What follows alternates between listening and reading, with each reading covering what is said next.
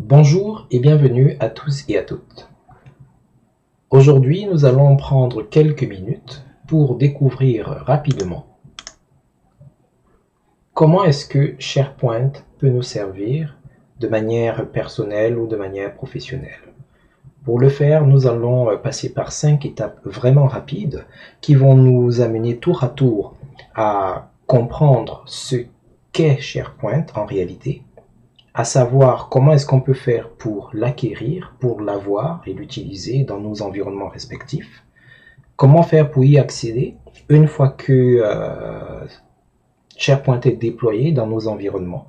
Et puis nous allons prendre quelques minutes pour nous arrêter sur quelques-uns des éléments principaux fondateurs de SharePoint. Ces fonctionnalités-là qui font de SharePoint ce que SharePoint est. Et à la fin, nous allons prendre quelques minutes pour voir quelques-unes des applications concrètes qui peuvent être faites par les entreprises ou par les individus. Donc restez avec nous pendant que nous allons passer par ces 5 étapes. Ce sera très rapide, mais nous espérons que cela va vous permettre d'appréhender d'une meilleure façon ce que c'est SharePoint.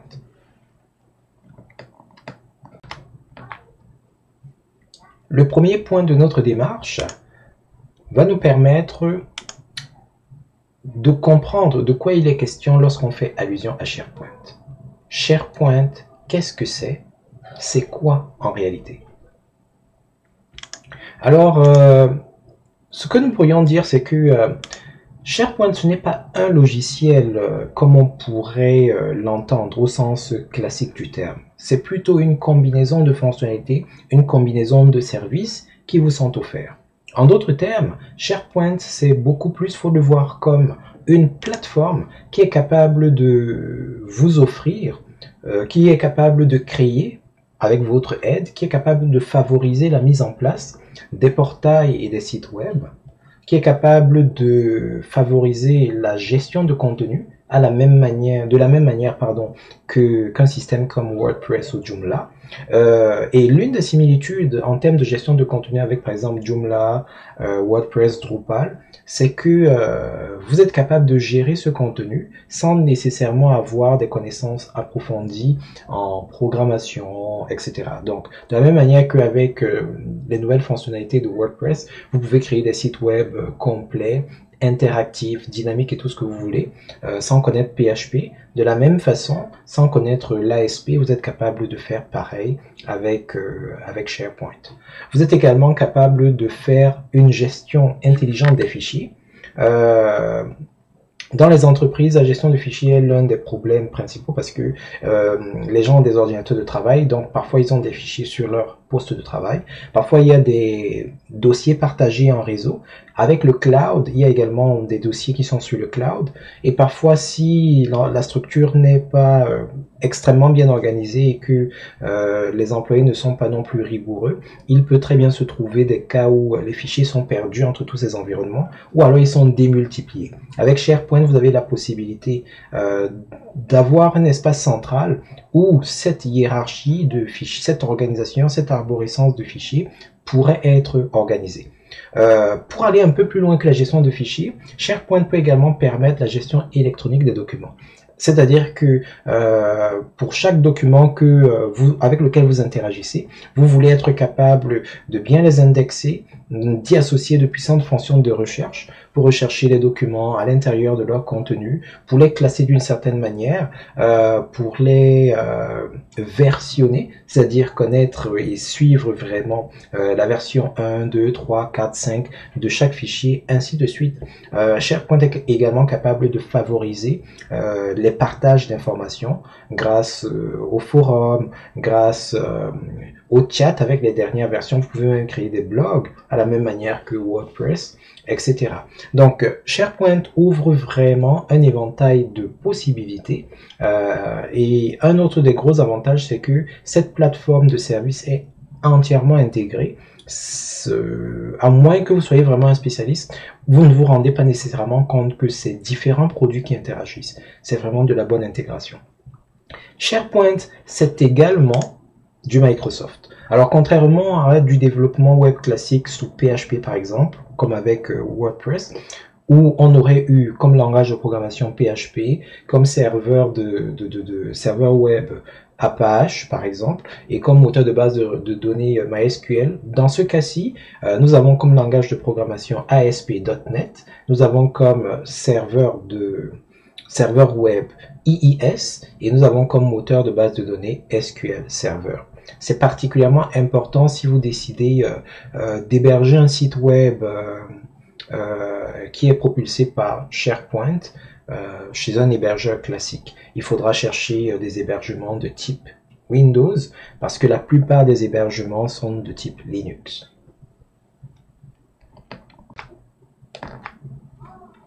Le deuxième point de notre quête va nous amener sur les terrains de l'acquisition. Si l'on veut visualiser, expérimenter, utiliser ou exploiter SharePoint, comment pouvons-nous faire? Quelles sont nos alternatives? Alors, ce qu'il faut savoir, c'est que SharePoint est disponible en différentes versions. Il existe plusieurs déclinaisons. Alors, ces déclinaisons, on peut les classer, les regrouper suivant différents facteurs. Il peut y avoir le prix, il peut y avoir la puissance ou l'étendue des fonctionnalités, il peut y avoir la manière de déployer. Nous, ce qu'on va essayer de faire, c'est de présenter toutes ces facettes-là derrière le même visuel. Alors, dans le spectre inférieur, nous avons la version gratuite de SharePoint, celle qui s'appelle Foundation. Alors, la version Foundation, elle est gratuite, comme on l'a dit, c'est-à-dire que vous n'avez pas besoin de dépenser quoi que ce soit comme argent pour les licences ou pour quoi que ce soit pour pouvoir l'utiliser. Vous avez juste à télécharger la ressource et puis à la déployer de manière correcte et ce sera le moment pour vous de déclencher vos développements. Les versions Foundation, je suis remonté jusqu'à la version Windows SharePoint Services 3.0. Ensuite, nous avons eu SharePoint Foundation 2010, puis SharePoint Foundation 2013. Après, ils n'en ont plus fait. Je ne sais pas pourquoi, mais bref, ils n'en ont plus fait. Du moins, ils n'en ont plus proposé de gratuit.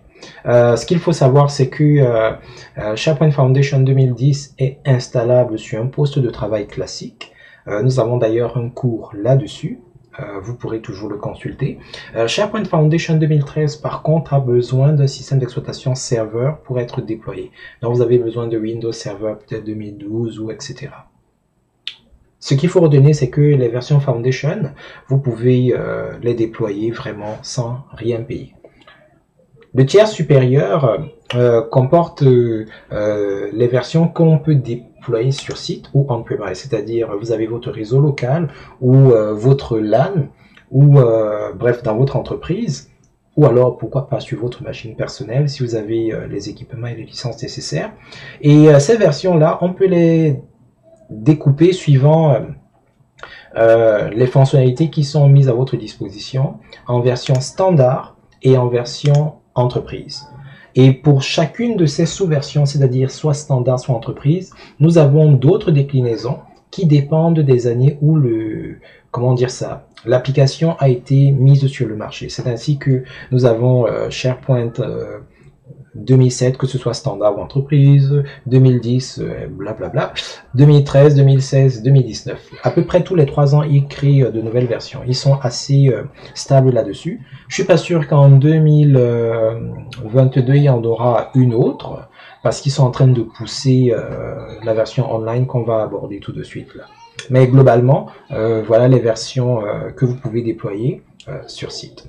Et le petit dernier, c'est la version en ligne, SharePoint Online, qui est disponible dans le cloud et qui est disponible par des formules d'abonnement. Alors les abonnements, ça va dépendre des packages que vous allez prendre, si vous les combinez à Office 365 ou pas, etc. Mais ça semble être l'avenir parce que c'est déjà le présent.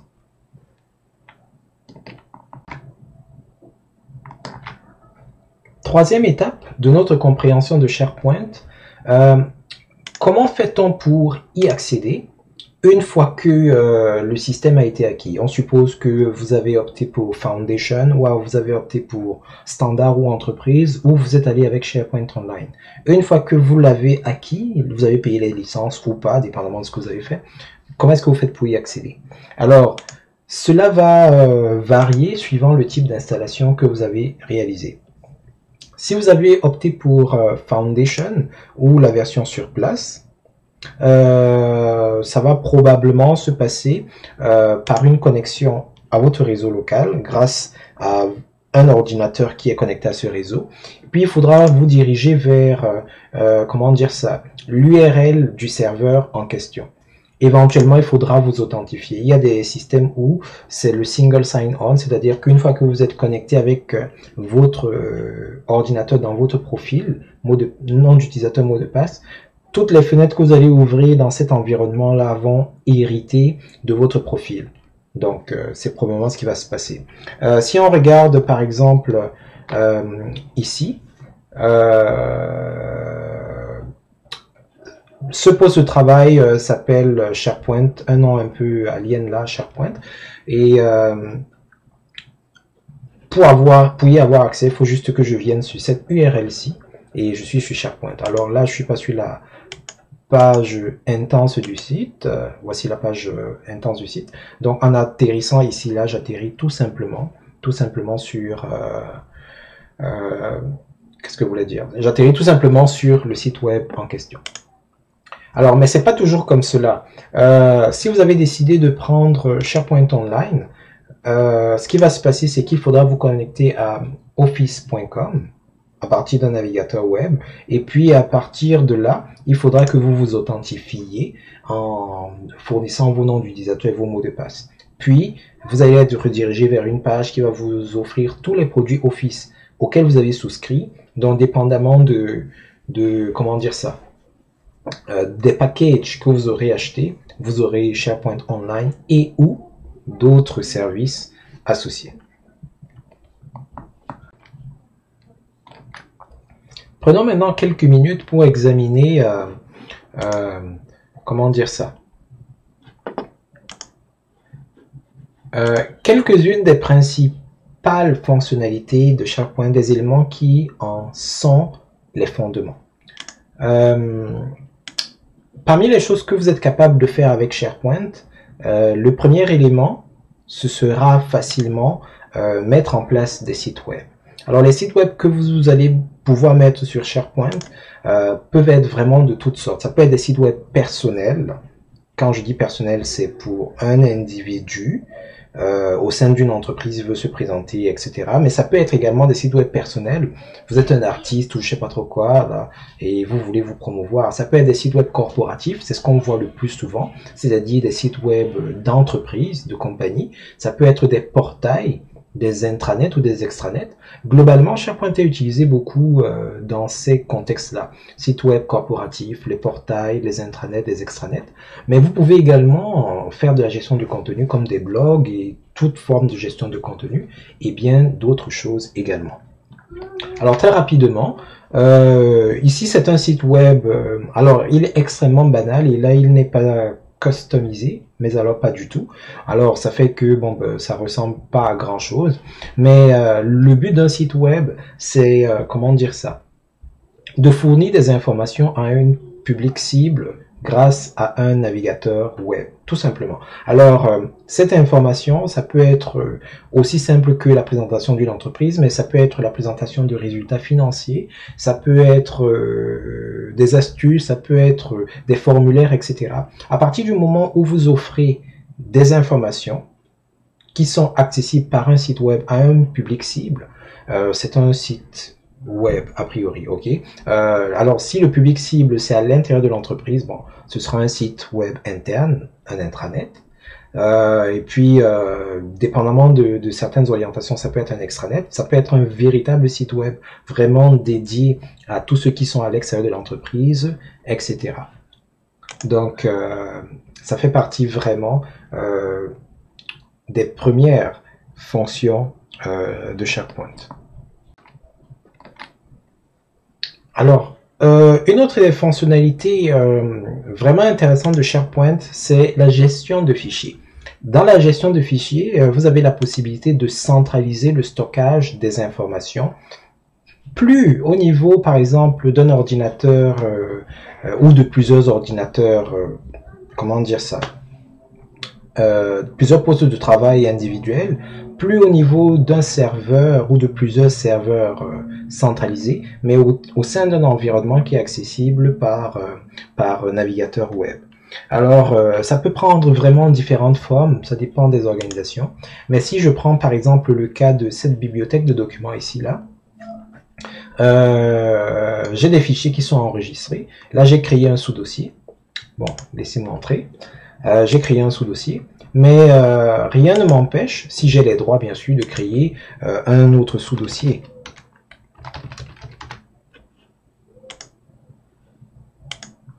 Un autre sous-dossier encore. Oups, sorry. Mais que se passe-t-il là? Ah, désolé. Ah.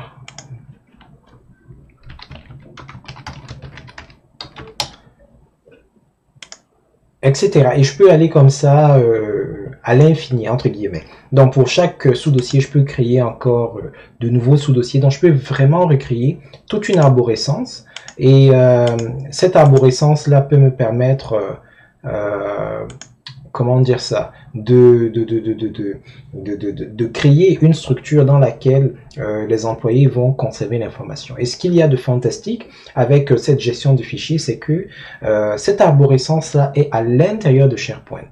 Et comme on va le voir un peu plus tard, si jamais il y a des éléments qui sont supprimés par inadvertance, ça ne disparaît pas, comme c'est le cas parfois, comment on appelle ça, dans les dossiers en ligne, parce qu'il y a une corbeille systématiquement. Alors, c'est pas tout le monde qui voit cette corbeille, mais quand c'est supprimé, ça entre dans cette corbeille. Cette corbeille est valable pour les fichiers, mais également pour les listes, comme on le verra un peu plus tard. Un autre élément qui est très important avec cette gestion de fichiers, c'est que les modifications, les modificateurs sont journalisés, donc ça vous permet de suivre avec un certain niveau de confiance ou de sécurité la manière dont les fichiers sont gérés dans votre environnement.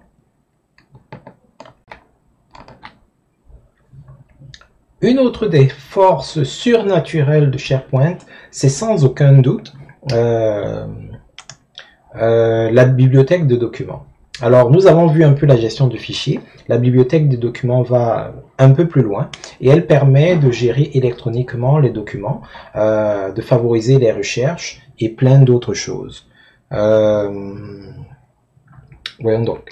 Donc ici, là, nous avons notre fameuse bibliothèque de documents. Pour chaque document, nous avons accès à plein d'informations, le nom, le titre, mais également les dates de création, les dates de dernière modification, les noms des utilisateurs. Si c'est activé, on a également la possibilité de suivre les versions des fichiers, c'est-à-dire le même fichier peut, vous savez, un fichier dans sa vie, dans son cycle de vie normal, va probablement être modifié de nombreuses fois par de nombreuses personnes, surtout les documents qui concernent plusieurs services, etc., etc.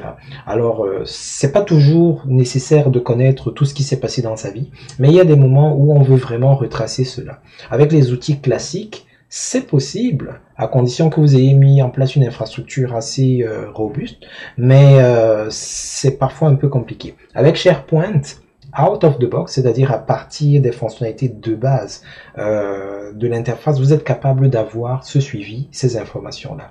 Alors ça peut vraiment vous aider et ça peut vous permettre de mettre en place une gestion documentaire de base.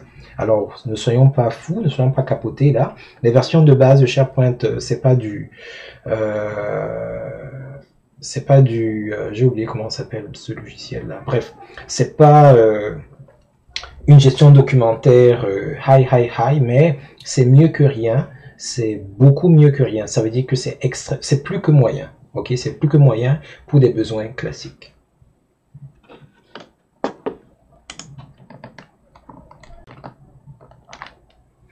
Une des fonctionnalités de SharePoint qui m'est chère et qui est extrêmement puissante, c'est la gestion des listes avec les métadonnées. Alors, grâce aux listes et aux métadonnées, SharePoint vous permet d'avoir une sorte d'Excel et d'Access en plus souple, en plus léger et en plus orienté web. Alors, qu'est-ce que je veux dire par là? Les listes sont de manière très simple. Voyez les listes comme une feuille de calcul Excel, mais contrairement à Excel où vous avez déjà un nombre incalculable de colonnes et de lignes qui sont disponibles et vous devez juste utiliser ce qui vous intéresse, dans SharePoint, vous définissez les lignes, pas les lignes, mais plutôt les colonnes que vous allez utiliser, et vous avez la possibilité d'enrichir ces colonnes de la même manière que vous avez déjà probablement vu cela. Dans Excel, il y a des tableaux qui, au fil du temps, se complexifient avec de nouvelles colonnes à chaque fois. Alors, vous pouvez le faire et ça peut vous permettre d'enrichir l'information que vous associez à quelque chose. Donc, par exemple, ici, je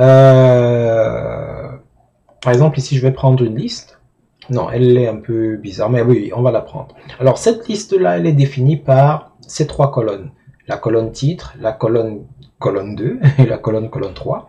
Alors, après un certain temps, je peux me rendre compte que ces trois colonnes ne me donnent pas suffisamment d'informations par rapport à chaque enregistrement. Alors, je peux décider de venir ajouter une autre colonne. Par exemple, détail important. Et chose importante qui fait une des différences avec, par exemple, Excel, c'est que quand vous ajoutez une colonne, vous avez la possibilité d'indiquer quel type d'information doit figurer dans cette colonne. Et il y a d'autres traitements que vous pouvez faire. Vous pouvez exiger que ça ait des informations ou pas, vous pouvez les valider d'une certaine manière. Excel le fait d'une certaine manière également, mais ici, là, c'est plus convivial, c'est plus visuel. Donc là, par exemple, là, plusieurs lignes de texte. Et si je reviens dans ma liste, maintenant, j'ai, comment dire ça, j'ai ces enregistrements qui peuvent être définis non seulement par les colonnes initiales, mais également par cette métadonnée supplémentaire. Alors, la notion de métadonnée vient du fait que c'est une donnée sur la donnée. La véritable donnée, c'est par exemple cet enregistrement-ci, mais sur cette donnée-là, vous rajoutez d'autres données. Ça se voit beaucoup plus au niveau des bibliothèques de documents. Par exemple, un fichier, il a ses données propres. Il a par exemple son nom, il a par exemple son contenu, mais vous pouvez rajouter des métadonnées qui peuvent vous permettre de mieux gérer l'information. Comme par exemple la date de modification, le modificateur. Vous pouvez rajouter par exemple la catégorie du document. Vous pouvez rajouter le contexte du document, le projet auquel le document est rattaché, etc., etc. Alors, sans avoir besoin d'avoir, comment dire ça, une arborescence trop compliquée, vous pouvez vraiment, grâce aux métadonnées, enrichir les informations que vous cherchez à manipuler, que ce soit pour les fichiers ou que ce soit pour les listes elles-mêmes.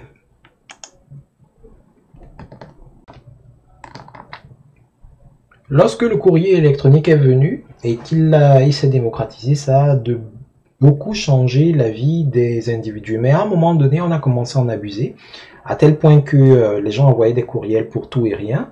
Ça peut parfois être simple si ce sont juste des courriels, mais ça peut vite devenir compliqué quand il y a des pièces jointes, quand il y a de multiples personnes qui sont, comment dire ça, concernées par la communication, etc.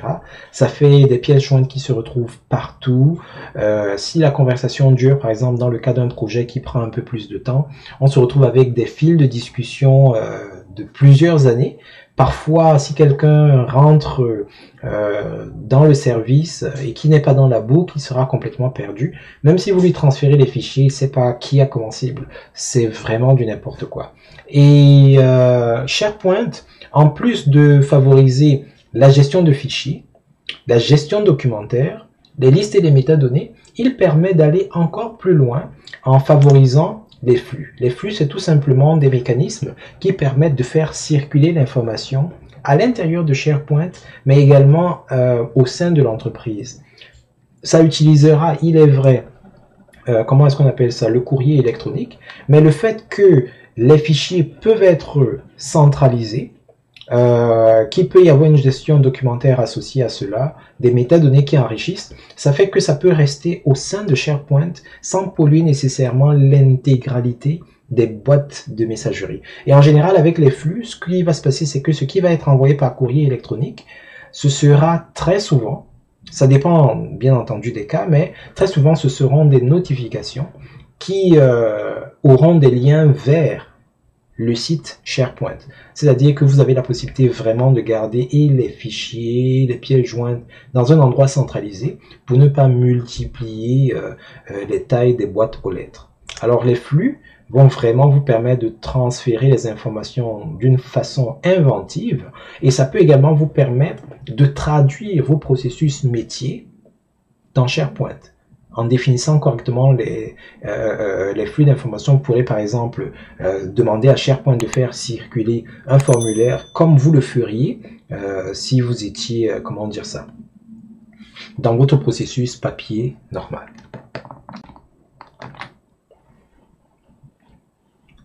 Parmi les points très forts de SharePoint, il y a très certainement l'intégration avec la suite Microsoft Office. Elle est vraiment quasi transparente, de telle sorte que si tout a été installé correctement, vous pouvez mettre vos fichiers Word, Excel, PowerPoint, Access, OneNote, Outlook et autres dans SharePoint. Et dépendamment des versions que vous avez et de comment c'est configuré, parfois au sein même de SharePoint, il va vous permettre de visualiser ces contenus-là. Vous pourrez les modifier directement. Certaines versions de SharePoint peuvent même aller jusqu'à lire le contenu, par exemple, d'un classeur Excel et puis de faire des agrégations, par exemple, additionner des colonnes, des chiffres, faire sortir des indicateurs de mesure, des choses très fantastiques là, business intelligence, etc., etc. Vraiment, l'intégration est très forte, elle est très solide. Et si vous êtes dans un environnement où vous utilisez beaucoup de produits Microsoft, SharePoint est une des conséquences naturelles. Lorsqu'on manipule beaucoup de données, avoir ces données, c'est déjà comment dire ça, un privilège, c'est quelque chose de bien, mais ça ne sert à rien si ces données sont capables de se volatiliser rapidement, de se corrompre rapidement, de se perdre sans qu'on soit capable de les retrouver. On manipule tellement les données que toute disparition de données peut vite s'avérer fatale. Mais heureusement, SharePoint dispose de mécanismes qui peuvent nous permettre, dans une certaine mesure, de conserver les informations, de ne pas les perdre, grâce par exemple à la corbeille ou au versionnage. Alors nous avons vu ça un peu tout à l'heure. Imaginons par exemple que je sois vraiment à côté de la plaque, vraiment, mais alors vraiment à côté de la plaque. Je sélectionne ce fichier, je ne voulais pas le faire, mais je supprime le document.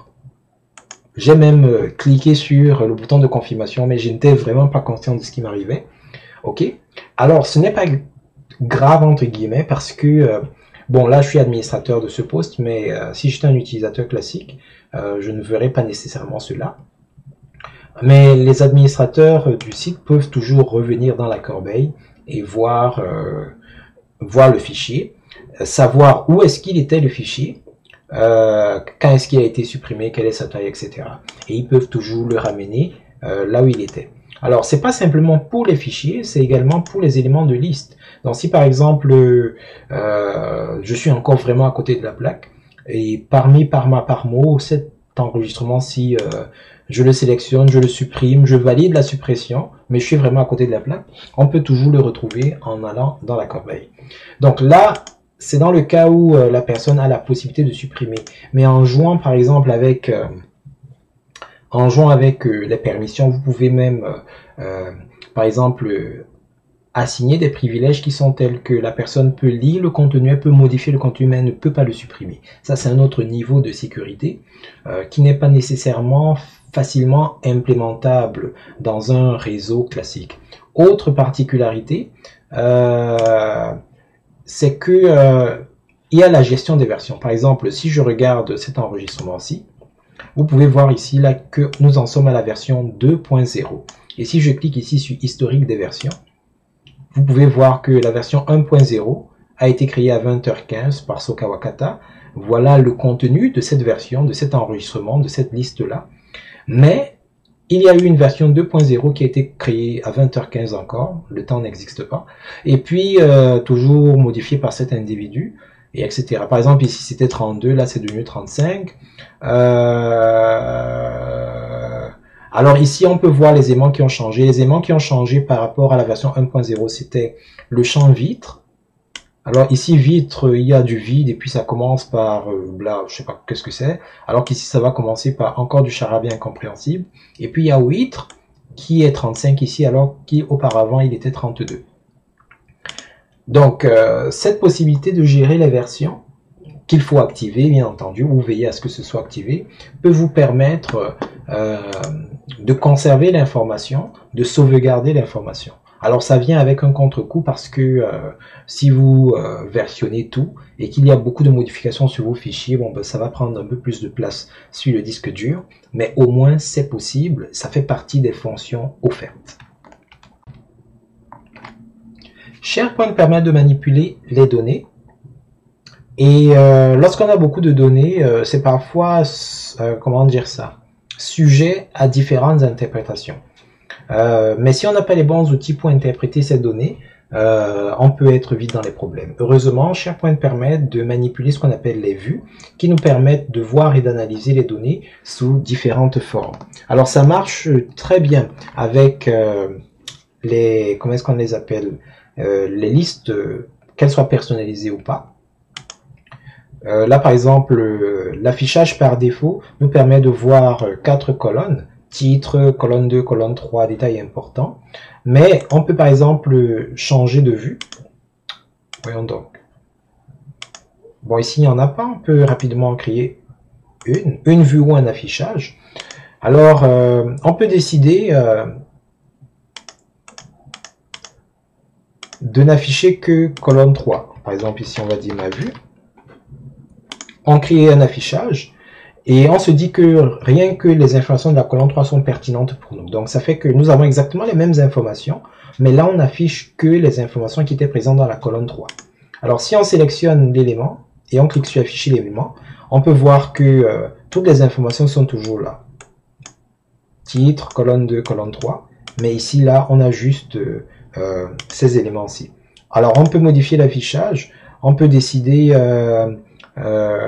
d'ajouter colonne 2, mais de mettre colonne 2 avant colonne 3. Donc lui par exemple on va le mettre ici en position 2, colonne 3 et en colonne 3, et on peut décider de classer par ordre alphabétique des informations qui sont dans colonne 2. Si on valide, alors cela environné par ma quand et etc. Donc dépendamment du nombre de colonnes que vous avez, des informations que vous avez également à votre disposition, en créant des vues et en jouant avec les vues, vous pouvez changer la manière dont l'information est rendue et cela peut vous permettre de mieux l'interpréter ou alors de l'interpréter différemment. Que cela soit vous directement ou ceux à qui cette information est destinée. Un des gros avantages de SharePoint, c'est que on peut jouer avec les permissions, à condition que vous ayez la permission de le faire, bien entendu. Alors la permission nous permet de faire une gestion fine des accès aux ressources. Par ressources, j'entends le site web proprement dit, j'entends les listes, j'entends les fichiers, etc. Alors ça peut aller vraiment très loin. Alors si on revient ici au niveau du site web proprement dit, une fois que le site web a été créé, vous pouvez décider de venir dans les autorisations du site et globalement de dire qui a le droit de se connecter à ce site-là, qui a le droit de le voir, d'en voir le contenu, qui a le droit de le modifier, qui a le droit de créer des éléments structurels, etc. Alors ça, c'est au niveau du site. Alors cette manipulation barbare et intense-là, vous pouvez également la faire sur les listes. Donc si je viens par exemple sur cette liste-ci, je peux venir là dans l'onglet liste et autorisation des listes. Alors cette même hiérarchie de pouvoir, je peux la définir. Alors quelqu'un peut très bien avoir accès au site, avoir un certain nombre de privilèges, mais pour une liste en particulier, vous ne lui permettez pas de l'avoir du tout. Ok? Ces manipulations, c'est valable pour les listes, mais c'est également valable pour les éléments individuels. Donc, par exemple, si je supprime, je sélectionne cet enregistrement, je peux venir ici sur autorisation des éléments et j'aurai une fenêtre similaire. Donc, vous pouvez définir vraiment des autorisations à différents niveaux. Au niveau du site entier, au niveau des sous-éléments du site, c'est-à-dire soit une liste, soit une bibliothèque, et au niveau même d'un élément individuel. Donc, vous pouvez mettre un fichier.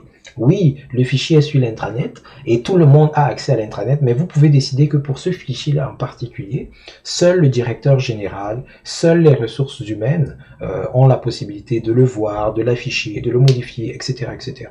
Donc, cette gestion fine des accès-là, elle peut vite devenir un calvaire si c'est fait n'importe comment, si ce n'est pas, comment dire ça, bien structuré, mais si c'est bien structuré, ça peut vraiment vous permettre de mettre tous les fichiers pratiquement au même endroit, en étant sûr que, à moins que vous fassiez pirater, que seules les personnes autorisées y auront accès.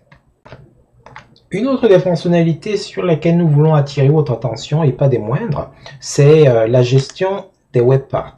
Alors les web parts peuvent rendre vos pages interactives et entre guillemets intelligentes dans la mesure où vous êtes capable d'injecter au sein de comment est-ce qu'on appelle ça, de vos pages des portions qui vont aller puiser l'information ailleurs. Et vous n'avez pas besoin d'être un expert en programmation pour le faire. Alors, petite démo, on peut revenir sur notre site web là, XP. Bon, là par exemple.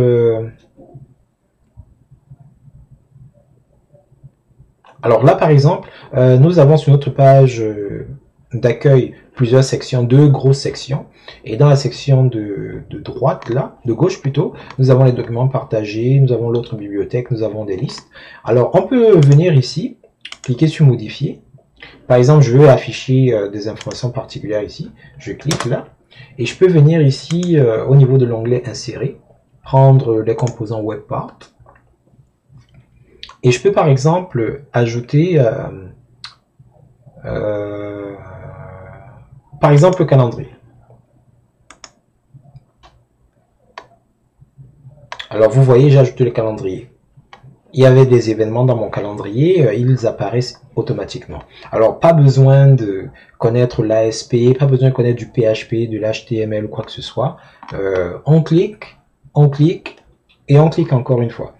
Et ça permet de rendre une page comment dire ça? J'allais dire intéressante, interactive, parce que va se passer. Ah, c'est déjà modifié. Parce que le calendrier, il était disponible ici. Ah non, il n'avait pas modifié. Ok, parce que le calendrier était disponible ici. Donc, pour avoir accès, par exemple, à cette information, c'est mon anniversaire aujourd'hui, par exemple, il aurait fallu que l'utilisateur clique sur calendrier, etc. Mais grâce aux web parts, qui sont un peu comme les widgets sous WordPress, si vous y connaissez un peu en WordPress, on est capable d'aller puiser l'information qui était en principe ici, la faire apparaître là, sans code du tout. Alors, si j'avais plusieurs listes, plusieurs bibliothèques de documents, je pouvais les faire interagir ici différemment. Vous pouvez également changer les affichages de chacun de ces éléments-là, les faire interagir et réagir différemment, suivant ce que l'utilisateur veut ou peut en faire.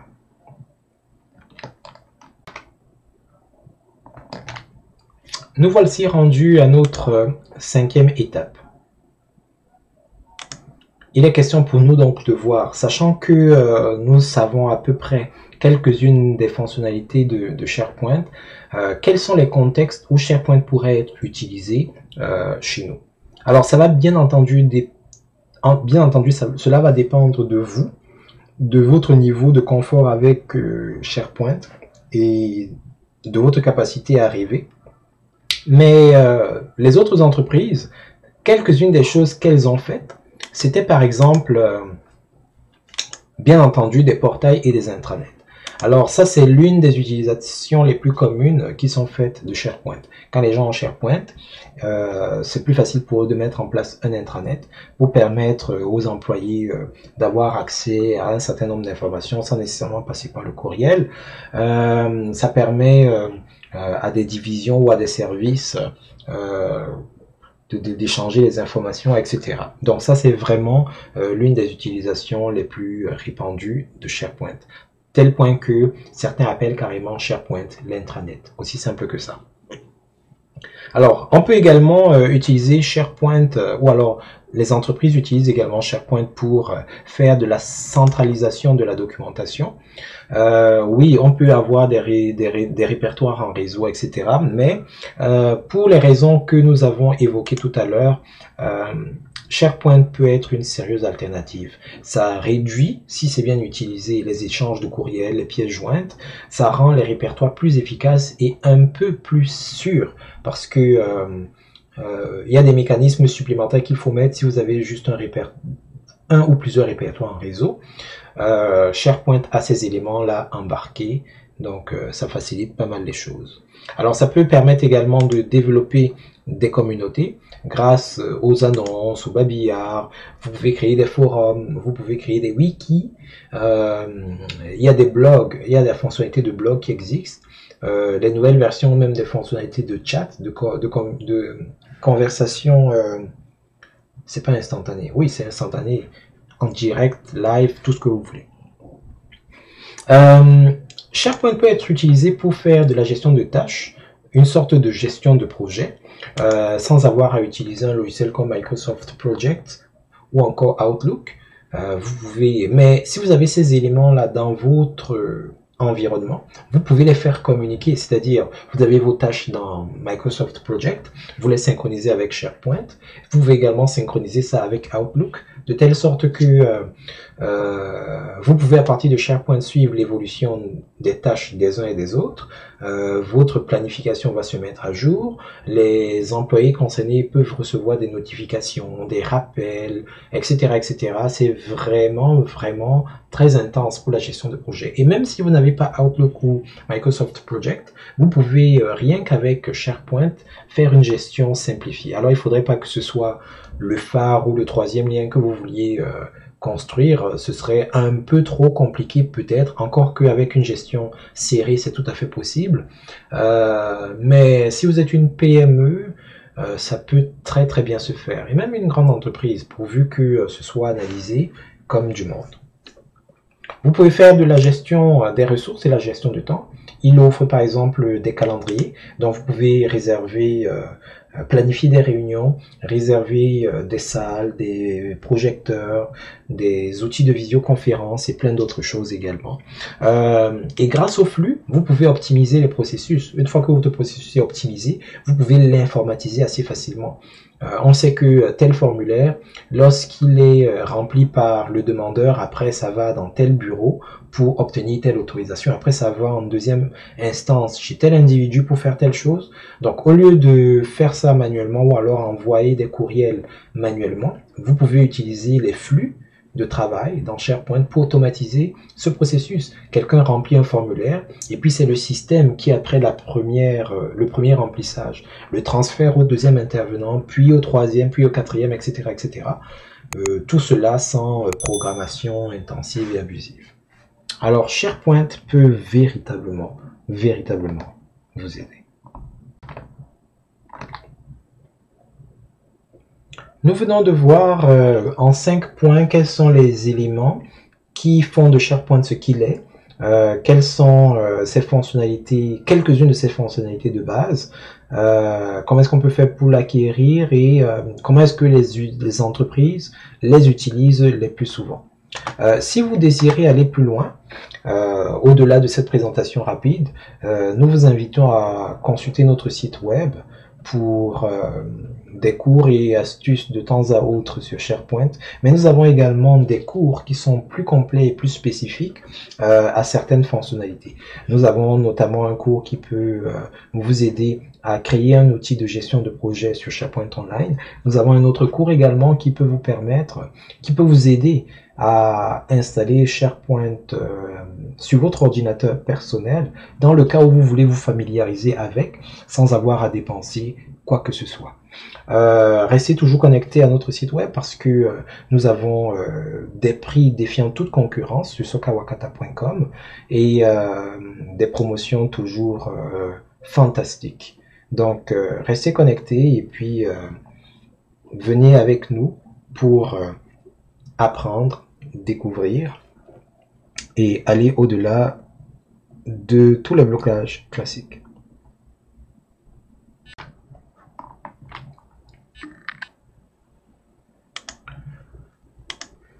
Alors, le moment est venu pour nous de conclure ce cours. Il a été très rapide, mais l'objectif de ce cours, c'était de vous présenter très rapidement, en 5 points, en quoi est-ce que SharePoint pourrait éventuellement être pertinent pour vous, personnellement, ou pour votre organisation.